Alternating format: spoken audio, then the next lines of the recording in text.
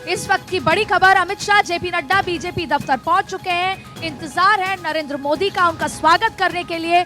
BJP दफ्तर पहुंचे और ये देखिए तस्वीरें कि जेपी नड्डा जिनकी अध्यक्षता में ये चुनाव हुआ और अब वो भाजपा के राष्ट्रीय कार्यालय पहुंच चुके हैं, साथ में गृह मंत्री अमित शाह। बड़ा स्वागत, बड़ा उत्साह और देखिए लगातार धीरे धीरे बड़े नेता पहुंचते नजर आ रहे हैं। ये एक्सक्लूसिव तस्वीरें केवल भारत 24 पर। भाजपा मुख्यालय पहुंचे पार्टी के राष्ट्रीय अध्यक्ष जेपी नड्डा।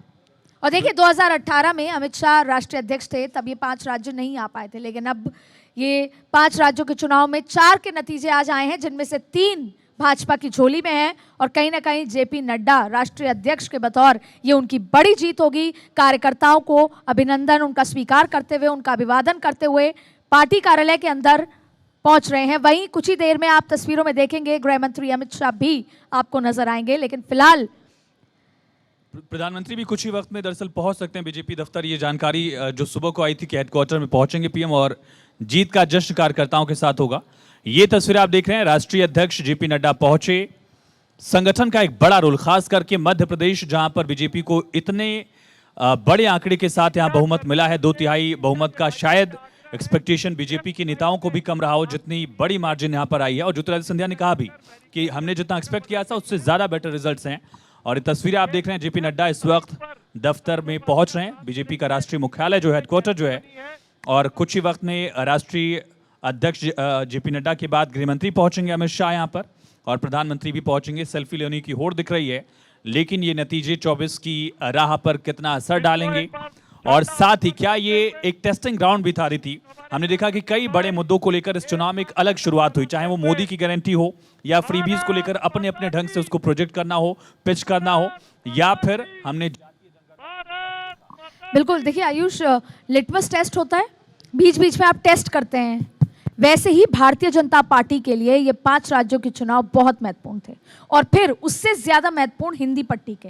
मैं ये नहीं कह रही तेलंगाना और साउथ भी बहुत इंपॉर्टेंट है, जिसके लिए रणनीति लंबे समय से 119 सीटें हैं साउथ में, उसके लिए भी बन रही थी। लेकिन भारतीय जनता पार्टी में नरेंद्र मोदी, अमित शाह, क्योंकि देखते हैं कि उनका दबदबा रहता है, उनको बार बार ये टेस्ट करना होता है, चेक करना होता है कि हम कहाँ खड़े हैं।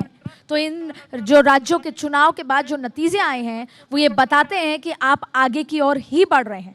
देखिए चुनाव में पब्लिक क्या चाहती है, अब आप देख लीजिए जिस तरीके की बम्पर जीत मध्य प्रदेश में हुई, राजस्थान में जीत बहुत अच्छी हुई, और जब 2018 में चुनाव हारे थे तब भी बहुत बड़ा बहुमत 2019 में मिला था। उसके बावजूद अब आप देख लीजिए चुनाव जीते हैं और 1 साल के अंदर अंदर 6 महीने में ये चुनाव है, तो कितना बड़ी जीत मिलेगी, क्योंकि 2024 बेहद महत्वपूर्ण है। और आप कल से देखेंगे जैसे ही मुख्यमंत्री और तमाम चीज़ें हो जाएंगी, उसके बाद से ताबड़तोड़ काम शुरू हो जाएगा 24 के लिए। आप देखेंगे कि उत्तर प्रदेश के दौरे, असम के दौरे, तमाम जगहों के दौरे शुरू हो जाएंगे। लेकिन फिलहाल ये तस्वीर एक बार फिर आपको वहाँ तक लेकर चलते हैं, जिस तरीके का हुजूम आपको नजर आ रहा है। कार्यकर्ताओं को संबोधित करेंगे प्रधानमंत्री नरेंद्र मोदी, और ये सिर्फ जो कार्यकर्ता आपको दिख रहे हैं उनको ही नहीं, ये पूरे देश के कार्यकर्ताओं को संबोधित करेंगे। और जब भी ऐसी जीत मिलती है, प्रधानमंत्री नरेंद्र मोदी नतमस्तक होकर कार्यकर्ताओं को वो जीत का श्रेय देते हैं। गुजरात की हुई थी 156 पार, कार्यकर्ताओं को जीत का श्रेय दिया था,